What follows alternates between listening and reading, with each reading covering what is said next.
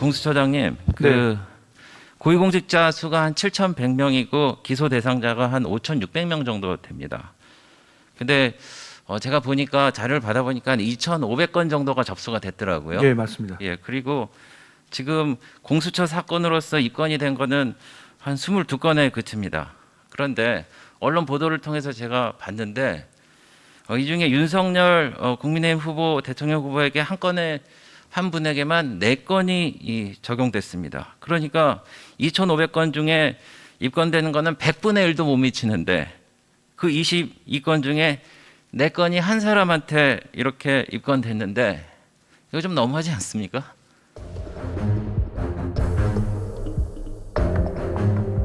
네, 의원님의 우려와 걱정 잘 알고 있습니다. 다만 네, 이제 저희가 법과 원칙에 따라서 네. 입건을 했는데요. 네.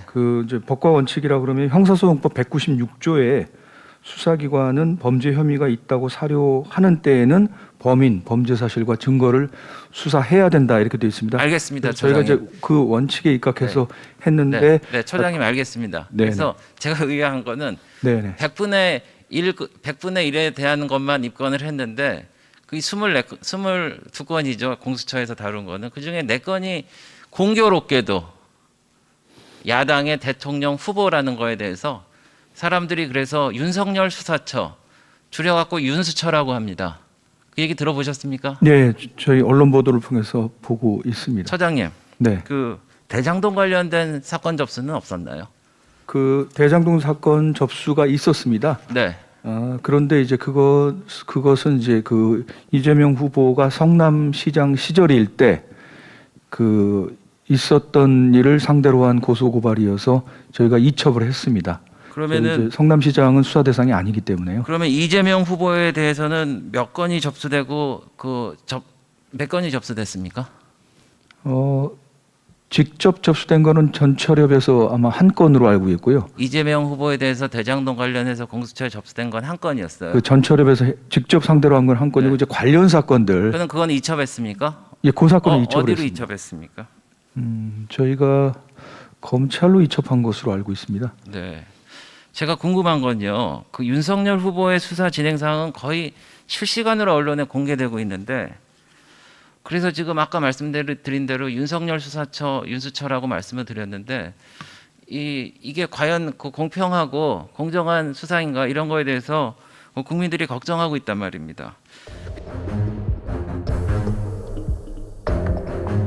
그래서 제가 다시 한번 묻겠습니다. 공수처에 관련돼서 걱정하는 건 이것뿐만 아닙니다. 지금 수사 인력이 처장하고 차장 포함해서 59명인데 40명이나 그 파견으로 돼 있죠.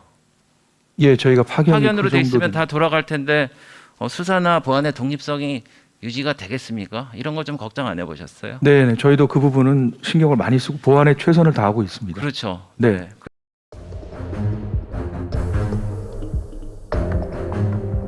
그리고 이번에 그 어쨌든 입건돼서 윤 후보 관련된 사항을 보면은 모두 정치적인 편향성이 뚜렷하단 말입니다. 옵티머스 펀드 사건은 당시 중앙지검장 정결 사항도 아니었고 한명숙 감찰 방해 의혹은 당시 추미애 장관에게 검사 징계안에서 증거 불출 문분을 이유로 이미 무혐의 처분을 받았습니다. 그리고 판사 사찰 문건 작성이 이게 범죄라고 그러면은 대한변호사협회에서도 그 검사 세평 모아서 우수법관 그런 거 하죠. 그게 범죄입니까?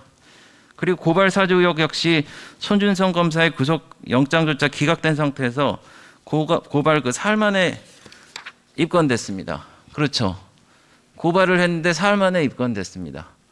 그게 글쎄요, 남들이 보기에는 그렇게 일상적이고 정상적인 상황인가? 특히 이 대통령 선거를 앞두고 어떻게 생각하십니까? 예, 말씀하시는 우려 충분히 저희도 듣고 있습니다. 다만 말씀하시는 사실관계, 법률관계하고 저희가 보는 이제 증거를 통해서 보는 사실관계하고 조금씩 다른 면들이 있습니다. 근데 구체적으로 저희는 이제 수사 상황이기 때문에 말씀은 드릴 수는 없습니다만 네. 조금 다르다는 말씀은 드립니다. 네.